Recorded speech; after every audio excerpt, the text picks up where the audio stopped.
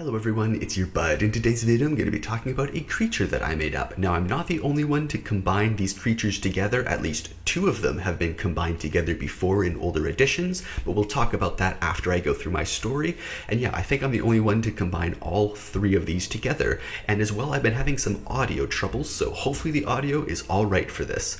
Alright, let's get into the story. Deep down you go, even deeper. Or is it up?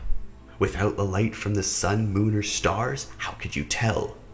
Trapped beneath the earth, you must get back to your party. How many days has it been since you had seen the sun? Would you see it again?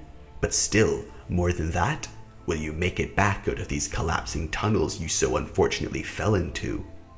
A quick look at the eyes of the others was all you needed to know that you may never see them again. But you shove that thought away as the echoes of your own footsteps fall through the tunnel before and behind you, like many other following you just out of the distance of your sight. The torch had gone out when you fell, but small crystals and fungi seemed to be giving enough light to guide you. You had been half listening to the ranger discuss their variety and importance for Underdark travels when the collapse had taken you deep down into an intertwining and eerily still level of caves. But waiting would not help you, so you had pressed forward. Another corner passes, another curve up, then down, then back, then around, making sure to never cross over your old path or return in your previous direction unless it continued upwards. A touch of wind on your face lets you know that the path was successful, as this was the familiar breeze that had accompanied you and your party in the higher tunnels. A feeling you knew meant open spaces and safety. Slowly turning the final corner, you see a large cavern open with many other tunnels leading in all directions. From the floor to the walls and even the ceiling, a massive heart chamber for all the paths to meet up in. This is exactly what you need to get back. Scanning the room though makes you quickly freeze as the blood runs cold, for the floor is littered with bones and web, and the stone and gravel has weird markings upon them, the strange effects of magic perhaps. More cautiously, yet quickly still, you scan the room again. Whatever makes its home here might return should you not be fast. Looking closer at the webs, they all appear dusty, old, and abandoned. The quiet is now a deafening silence. Straining your ears, you can hear nothing but your heartbeat. But with your eyes, you catch a glimpse of what you were searching for. Above, near one of the wall's tops, there's movement, a slight drift of webbing, indicating the direction back to the surface world. One last breath, one last look and listen, and then silently as possible, step by step, you move forward, right to the edge of the wall. And as you reach for it, your sword catches for a moment, and then you hear an elastic snap that flicks off down a line and immediately is met by scratching and shuffling sounds that hit your ears like rainfall. Endless scratches, louder and louder, faster and more aggressive. Climbing up, you glance through your escape tunnel and see lights and shadow. What timing! Shouting out, you see the light move and then faces appear at the tunnel's top. It's your party. As the calculations of speed and climbing begin to whir in your mind, the scratching sounds stop. Then quickly change, no longer getting louder, your heart slows, and you smile up again, reaching to begin to pull yourself up the rope that your friends had just lowered, until you found yourself on your butt, rope laying at your feet. Above, the faces were panicked, moving and writhing. One just disappears from view as another seems to have their face covered by a substance they couldn't remove, and looking closer you see movement all over them. Small specks then begin to fall. Your vision is suddenly blocked out as something lands on your face, then another on your shoulder, and more hitting your body and feet. The screaming from above is echoing and carried on the breeze, and when you brush off your vision blocker, you see it was a spider the size of your fist. More and more begin to fall, and then finally with a crunch, so does a party member, face and shoulders covered in a glob of webbing, swarming with spiders who quickly sense movement and follow you. Grabbing the rope and moving back, you realize that you are once again alone in silence. Until that scratching picks up and gets louder. From a tunnel above you, you see a flood of spiders, so many that you fear what could possibly attract them all. Until you see thin legs that protrude from the tunnel and spread out to grip the webs, two long arms that lengthen and fold into scythe-like pincers, And slowly, emerging from the shadow is a multi-eyed, scaled, multi-mandibled beast that twists its head knowingly before dropping bodies with dull thuds onto the floors and the swarms of feeding spiders. Those swarms quickly go to work, almost testing. Its cold eyes pass over you, and the mandibles click and pop in what you are sure is laughter and enjoyment. Then letting itself drop out of the tunnel, two of its long, spindly legs spread open into pale, hole-filled wings that seemingly would not carry such a thing, showing how light and maneuverable the creature is despite its scaled and tough appearance. Landing with four legs in an upright position, you see this is more mantis than spider, with long spiked forelegs clearly used to grasp and hold their prey, or perhaps just bisect them like using two massive scythes. Though without the typical long-winged abdomen that mantises have, this had a long whip-like tail with about half a dozen barbs of pale black spines protruding like a deadly bouquet of needles. Though the tail, just like the body, was also scaled with translucent black chitinous material. In that moment, you see the draconic features, and though two of spiders, yet the form seems to be a mantis overall. Could this be a Drac-Arach? Or a Draco-Arachno? The things of nightmares you had heard tales of? Standing its full height of almost 9 feet tall, its head once again twisted, looking for your response. Beginning to draw your blade, in an instant it happened. Its forearms reached higher as if to pounce and grasp you, so you hold your blade in defense, but you were dumbstruck as webbing shot out from the lower parts of its arms and pulled so hard you had to let go of your blade or be pulled into its deadly grasp. Bringing its forearms down, it snapped your blade in half, then dropped it as the web seemingly had pulled back inside of it. But you still have a chance. Reaching into your pocket, you pull out a vial. This liquid was purchased at a high price, but even if it cannot kill the beast outright, it should at least burn away the swarms of spiders now beginning to bite at your lower legs. Your constant stomping, kicking, and crunching of them having very little effect on their numbers. As you begin to throw your precious vial of alchemical fire, you see the mandibles shut closed over the mouth, and the Drac-Arach seems to build pressure up in its body, until the vial is knocked out of your hands almost 15 feet away, and you get lifted a few feet into the air and come crashing down, as too do numerous spiders who have been thrown around by the blast. Unsure what just occurred and desperate to gain a moment to stand up, you grab your shield and start bashing spiders as much as you can, still sustaining damage constantly from their bites, but not giving in. Getting yourself to your feet, you bring the shield up and concentrate on the gem embedded in it. You know one firebolt can make all the difference here, and cast it. Scattering off the scaled beast, it ricochets and more spiders burn, with every crunch beneath your shield or feet and every fire from the spilled alchemical vial, and now your firebolt enrages the Drac-Arach as it once again builds up pressure within its body. Preparing for the blast, but now watching to see how it occurs, you lift up your shield and immediately regret your choice. For you can see that instead of from the webbing at the bottom of the arms, the top of this beast's arms open up, and out of it comes not a blast but a beam that cuts straight through your shield, and had you not been in luck dodging, surely would have done the same to you. Shield broken, sword broken, and alchemical fire used, you once again see the laughing clicks as the mandibles move forth and the long forearms flex in preparedness for a strike, yet seemingly in a display of power and strength as well.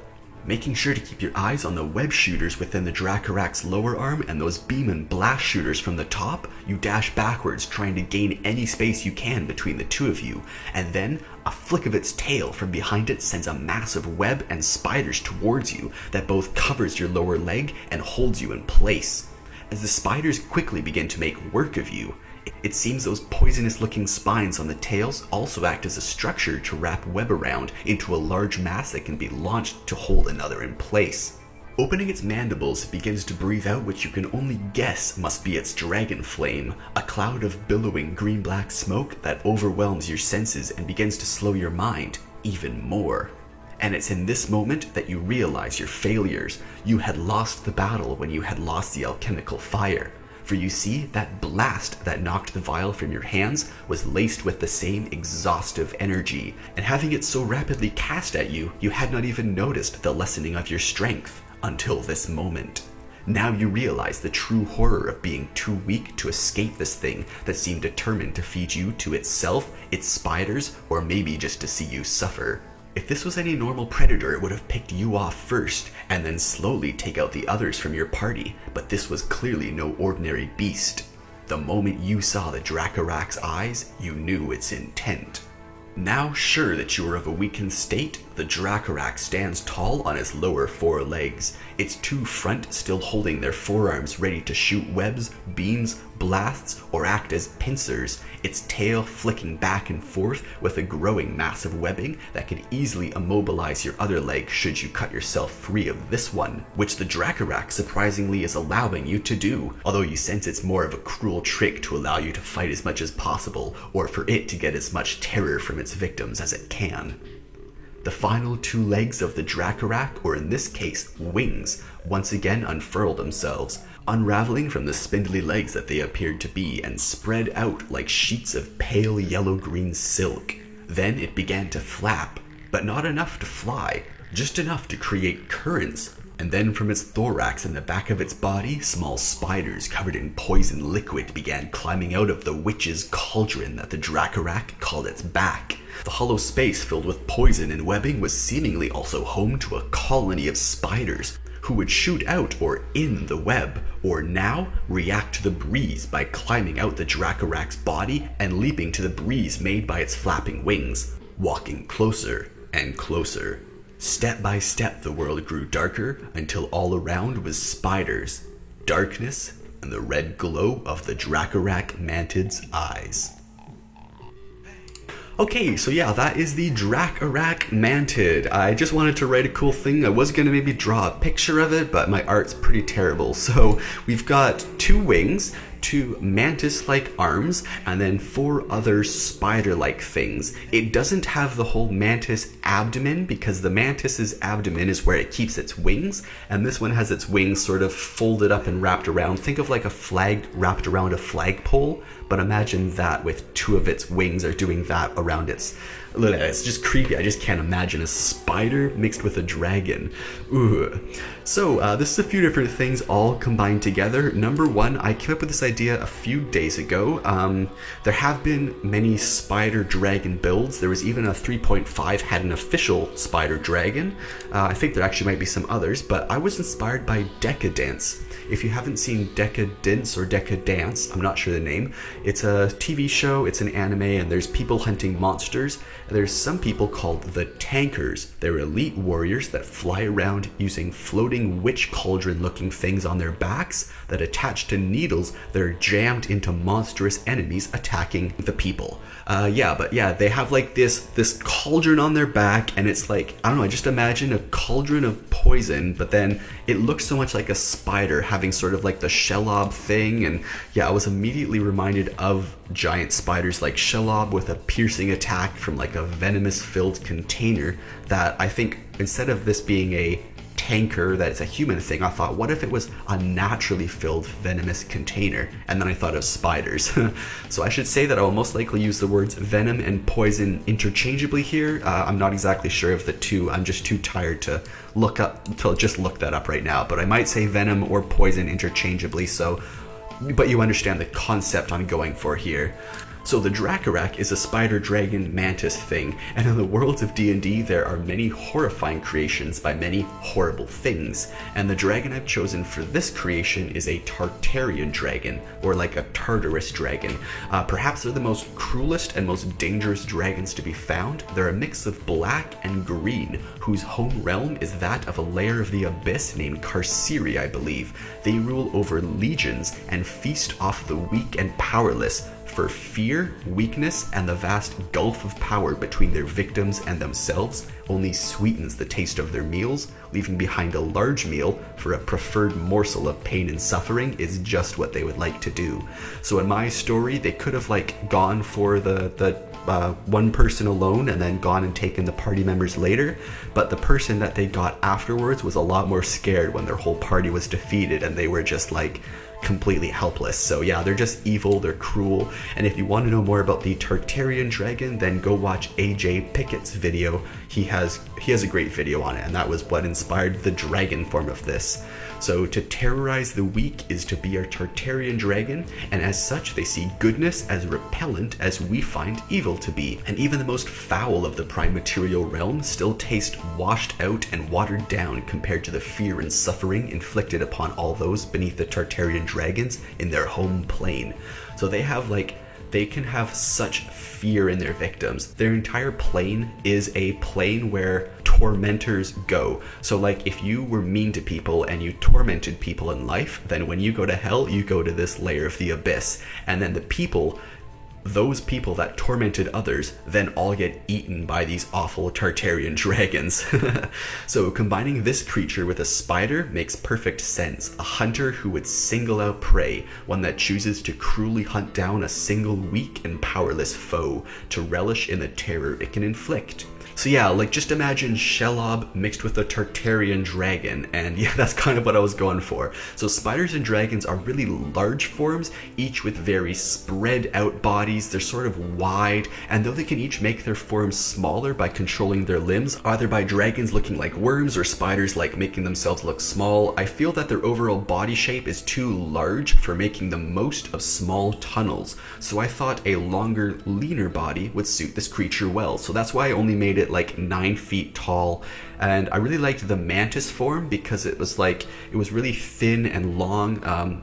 So our monstrosity is a mantis with both dragon and spider features. This gives it the ability to walk upright with a long body that suits the dragon form more, while still having the spider's ability to spread out long, spindly limbs that now have the benefit of being both covered in dragon scales and chitinous material, but also all of the legs are kind of up front. If you think of a spider would have to go back on its legs to lift up legs, but a mantis already has some arms up front, so it's got a whole bunch of attacking stuff right up front that it can just use right away, even in a small, tiny tunnel. So yeah, this mantis looks different from others though, without its long abdomen, instead having a tail that flicks back behind it with sharp looking mess of barbs as sharp as needles. And I can only describe the tail in one way, and that's the tail of Ichigo's monster hollow form. So if you've ever seen Ichigo from Bleach go to his like monster form and he's got that tail, imagine that type of tail. It's almost like a lizard-like tail.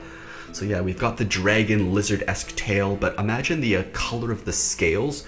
When I say like black translucent scales and black translucent sharp needles, think of the exact color of the xenomorph from Alien. So it's got like that, it's black, but then when it opens its teeth and everything, it's got that translucent mother of pearl shimmery thing to it. So instead of a large abdomen, this mantis has a large thorax, which is its chest and back area, if you don't know. So yeah, that area is called the thorax. And the thorax is not especially wide, just slightly thicker. It's sort of like it's wearing a backpack or something. When looked at from the side, it kind of would look like it's wearing a backpack. Inside this thorax is a large hollow space filled with a liquid that's either venomous or poisonous, and can also be turned into web at special points at this creature's body. And those are the 2 points, the spinnakers, I believe is what they're called on spiders. So these spinnakers would be, I mean, imagine you're a mantis, right? Hold your arm up like you're a mantis and stick your elbows out, and it would be like the spinnakers are on the elbows. So it'd be like, choo, choo, and then you can claw, whatever. Just do that and you'll understand where the spinnakers are. So they're kind of underneath the arm, but they can shoot forward. So yeah, it does have those 2 spinnaker shooters on what we would consider our elbows, but what it would consider its lower arm. Now I should also mention there could be a poison stinger and web shooter on the tail, or the tail might just have spikes. I can't really decide. I think it would be good if it had a web shooter, but it doesn't really use it like that. It just uses it to have like a big glob of web that it can like use as glue and make you so you can't escape. So the web shooters on the arm work by the mantid opening up its arms, shooting out the webs, pulling in whatever poor victim they have caught straight into the scythe-like pincers of the mantid dragon, ready to be ripped into by the many mandibles of this scaled beast. But if the shooting fails and the foe manages to dodge, there's still a number of attacks that the Drac-Arach mantid can make. First, it can move 2 of its mandible pieces over its mouth after inhaling a large breath. Then it can breathe its dragon breath out into 2 lines that run through its shoulders and back into the thorax poison web storage. From where the power and then when the power and force of the breath weapon hits the liquid of the poison webbing, it forces the material into an energy state momentarily, becoming more plasma than liquid, and shoots out not from the spinnerets in the lower arm, but from two large adapted gaps in the top and front of the femur. It's sort of like a poison light that can melt through all kinds of material in sharp, thin lines, or can blast things back in a forceful push, depending on the control and focus of the beam. Now, this beam, though devastating and able to slice through things like a lightsaber, or being used not as a beam, but to push things like a wall of force, can only be used in small 1-second attacks, never in a sustained way. Just quick blasts using the breath weapon of the dragon that must go through the special reinforced lines to the femur in the mantid. The danger is if it's done for more than 1-second blasts, they can literally blow their arms apart, I would think. The Drac-Arach mantid can also use its breath weapon normally as well. As it was inherited from the Tartarian Dragon, the breath weapon cannot kill. It cannot kill a person by just breath alone. For you see, the Tartarian Dragon and the Drac-Arach have something that gives exhaustion. That is what the breath weapon is, and it can only inflict 5 levels at maximum. So you cannot kill a person, but you can inflict 5 levels at maximum of exhaustion upon them. So the Drac-Arach mantid can use its breath weapon normally as well, and the breath weapon it inherited from the Tartarian Dragon is an exhaustion breath weapon. It cannot kill a person by using its breath weapon alone. The Tartarian Dragon and Drac-Arach's breath weapon can only inflict up to 5 levels of exhaustion at maximum. That's just a rule, so you can never kill someone with just exhaustion from the breath weapon, but you can inflict up to 5 levels. Although even a single exhaustion level gained throughout a fight with the Drac-Arach mantid would most likely spell certain doom. So the Drac-Arach, I do think of it more of like a mantis that can then unfurl some wings, and I have a bunch of pictures of spider dragons, but I really like this whole like having a witch's cauldron for its back where like there's poison and stuff inside of it, and then a whole bunch of spiders come out. I'm gonna read a bunch of some Reddit posts now because Reddit had some really great ideas. So let's see, what did they say? This is terrifying, but so this is just for a spider dragon concept on Reddit. This is terrifying, but you want to know what could be worse? The dragon is infested with spiders against its will. Now imagine the creature that infested the dragon. How about a spray of webbing for the breath attack? Maybe webbing that's teeming with spiders, and the webs don't detach from the dragon's maw after it breathes them. On the next round it starts to pull it back. The webs, the spiders, and everything within, and any adventurers unlucky enough to have been hit by the horrifying mass. Think starfish ejecting its stomach. Bleh.